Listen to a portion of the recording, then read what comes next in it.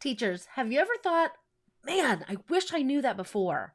It happens to all of us. Throughout our years, we learn so many new tricks and strategies and tips that, man, if we only knew them 2, 3, 4 years ago, our jobs would have been so much easier. But I know that's a part of life. I get it. But I'm here to hopefully help you through a little bit of that. One of the biggest moments that I ever had where I had that feeling of, man, if only, was when I gave my second or third year, I can't remember which one it was, standardized test. And I learned so much from fellow teachers and reading articles and such of really how to make standardized tests work in the classroom.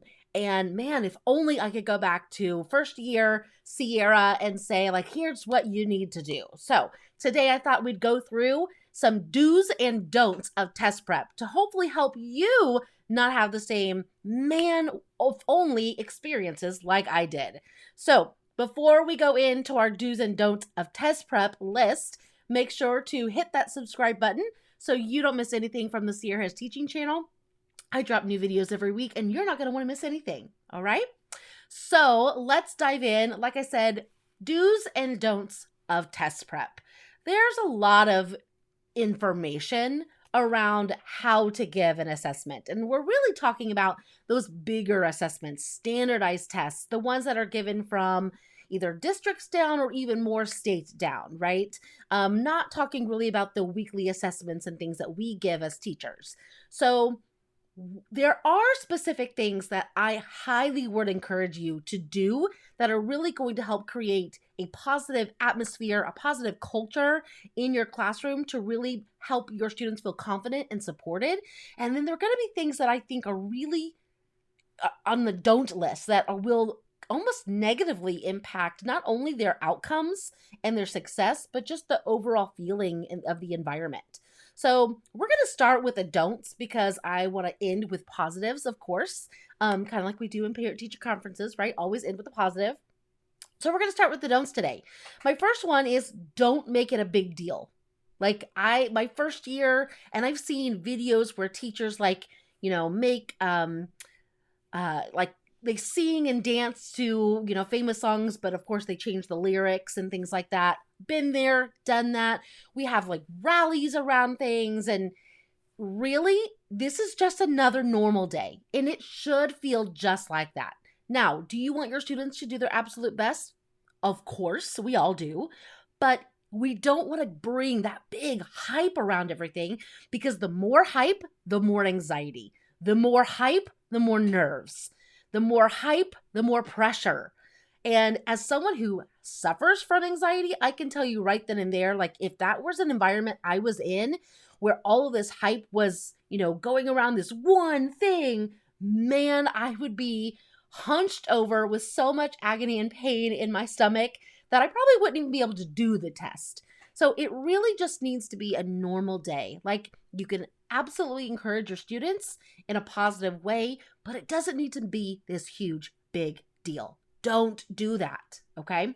Another don't do, and this is hopefully an obvious one, but a great reminder. Please do not teach to the test.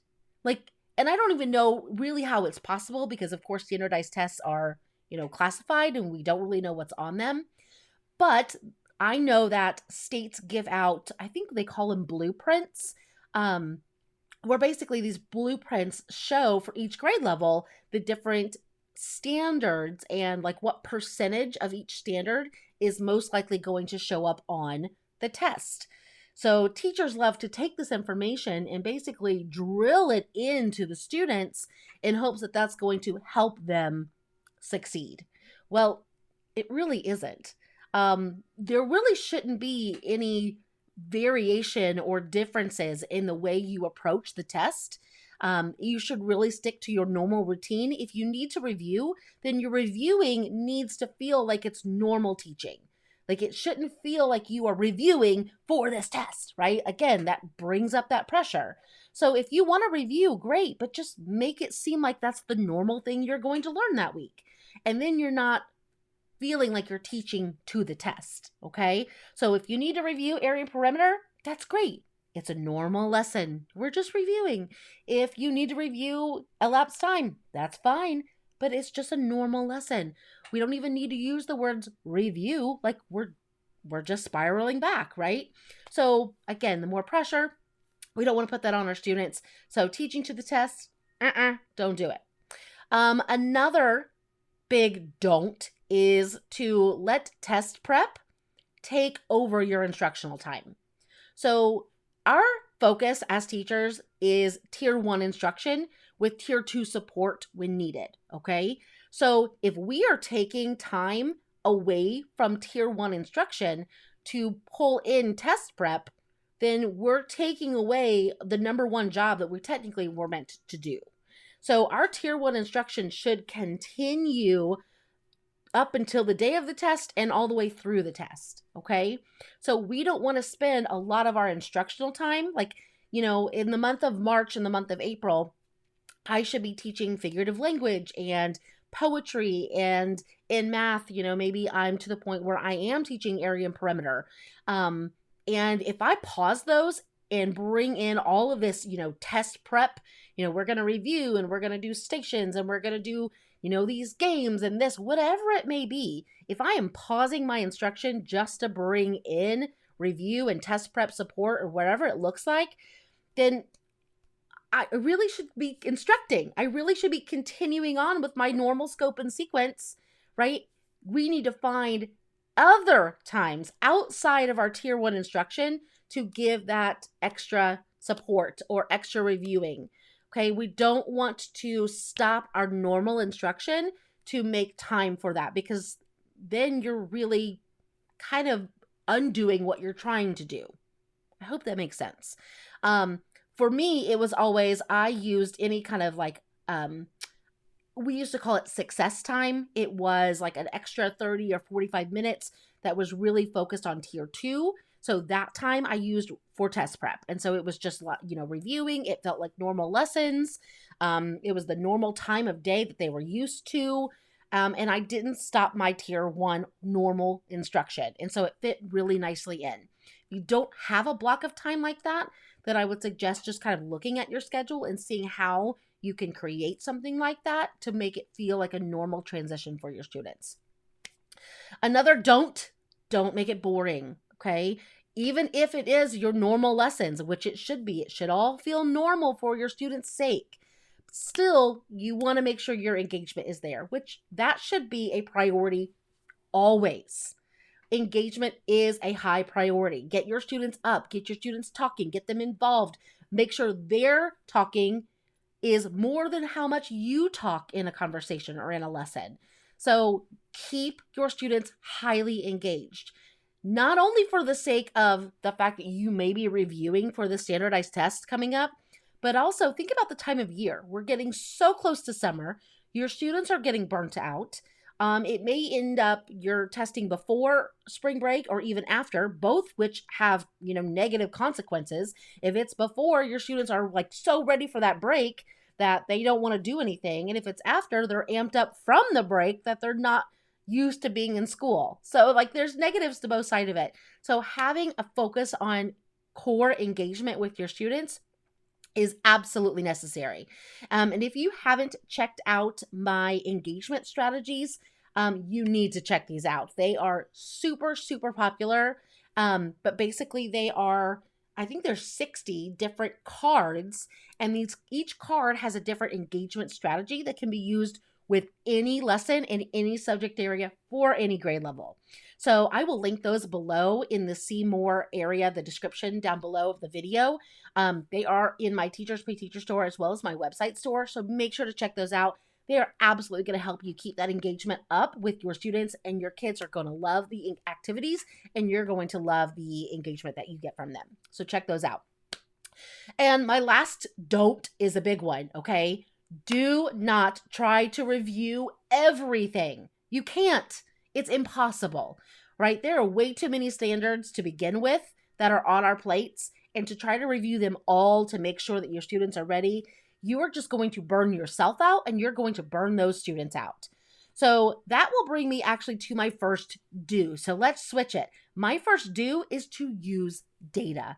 You have access to so much data, whether it be data that's collected formally through your district via like NWEA or DIBELS or whatever programs maybe that you use. But you also have your classroom data and your qualitative data, which is just your observations.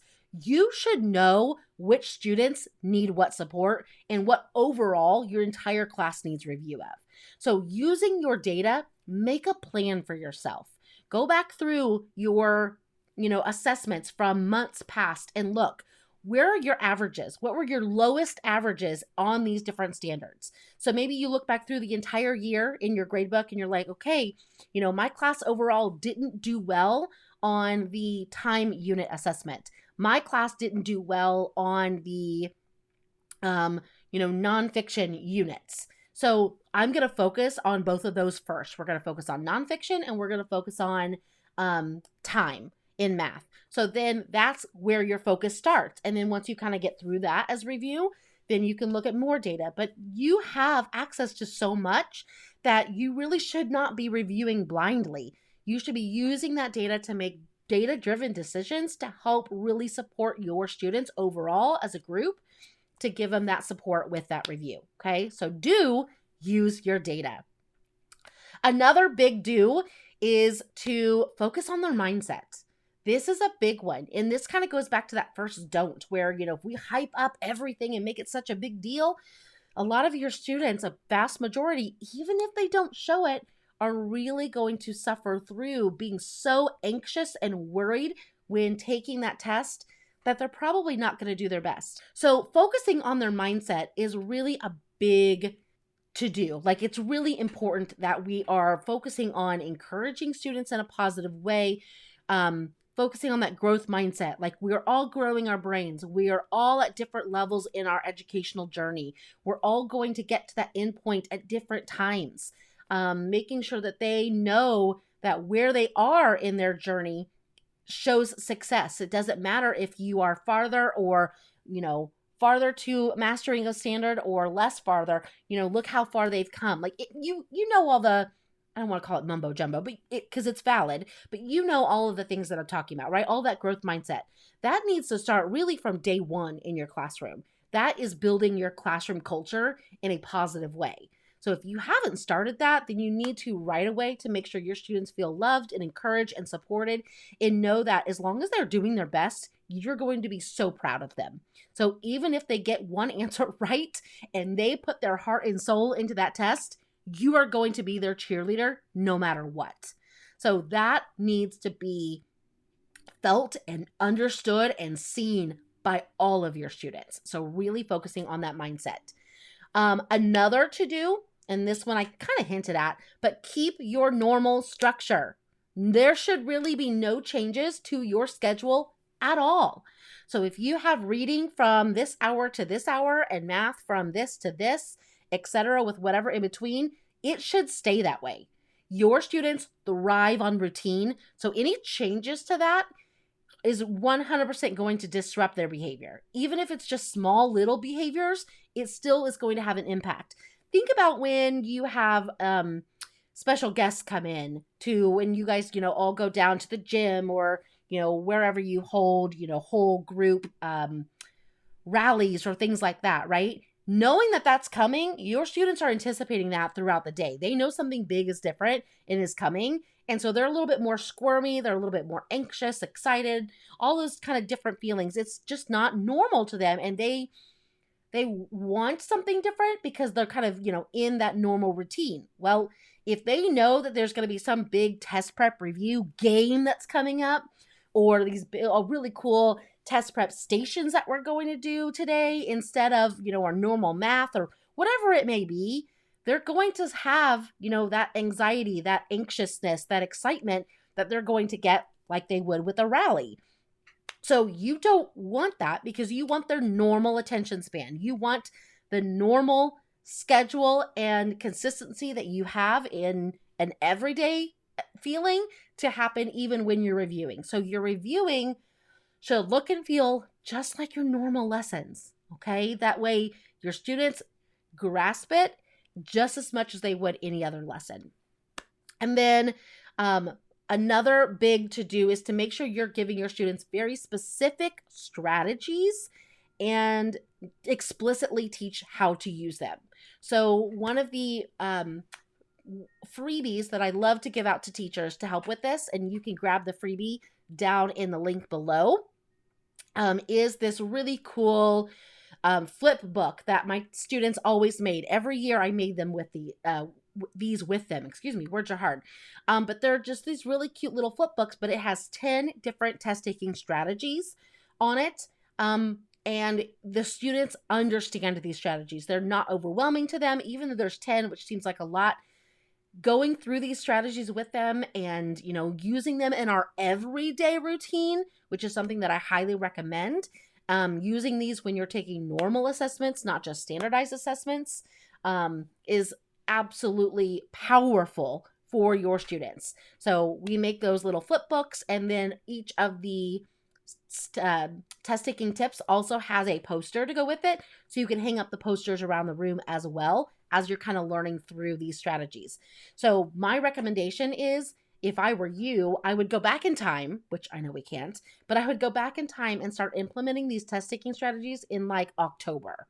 That way, when it comes time for your standardized test, these are just normal things your students know how to do. It's not something you're trying to cram down their throat, again, in lieu of this big, horrible test that's coming up. These should be already part of our instructional culture. So you can grab the freebie now, of course, and start implementing it now. But in the future, I recommend absolutely starting it as soon as possible.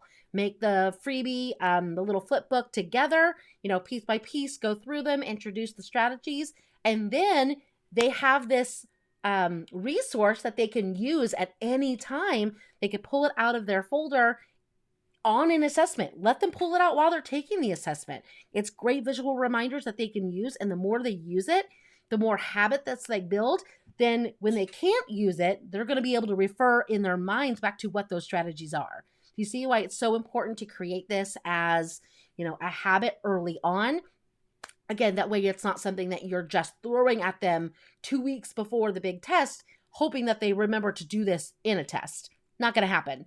So it needs to be something that you teach them explicitly from the get-go of the year, the very beginning of the year. That way, when it comes down time for that standardized test, they have it mastered. Okay. And my last and most favorite strategy is to make sure you teach your students how to take a test. What I mean by that is make sure that you have given your students, or that you've even modeled for your students, what it means to take a test. This is something that I think teachers very much overlook. And by the time they get into higher grades, 3rd, 4th, and 5th, we just kind of assume they know what testing is. So when we give them our first test, we're like, okay, here you go. Even if you read the test to them, that still doesn't really support their thinking behind taking a test. So it doesn't matter if you're in 1st grade or 5th grade. Through that first month or 2 of school, I highly recommend showing them and teaching them how to take a test. That goes down to teaching them how to analyze questions, teaching them how to annotate questions, teaching them how to analyze writing prompts, teaching them about multiple choice questions. You could even name the different types of multiple choice answers. So like there's always going to be, the tricky one. There's always going to be the obvious no answer. There's always going to be like the almost right answer, and then the perfect answer, right? So like you can even name those 4 choices, and that way the students know kind of what to look for. But these tests need to be modeled, and then they need to be done together as a class, and then eventually you can give them to them independently, hoping that these, things that you've modeled for them, these strategies, are transferable to independence. So if that's something, again, you have not done, and it's now March or April, and you're starting standardized test season, you may want to start doing that with just your normal assessments, hoping, again, that those things transfer over when they're taking standardized tests. So that's a big one. That's probably my most favorite. And that's my last one as well. So you walked away today with 5 do not do's for test prep. And I think 5 as well, do's for test prep. So hopefully some of these are, great reminders, or maybe a thing or two that is new to you that you think you're going to try in the future to really help your students succeed. Let me know which detail, either do or don't, you enjoyed learning about the most. Drop that in a comment below, just because I like hearing which ones teachers out there resonate with the most. But I'd love to hear from you. So drop that in a comment. And before you go, again, make sure to hit that subscribe button. That way you get notified for new videos in the future from the 𝗦ci Harris Teaching Channel. And I think that's all for us today, friends. So thank you so much for joining. We'll talk soon, okay? Bye, everyone.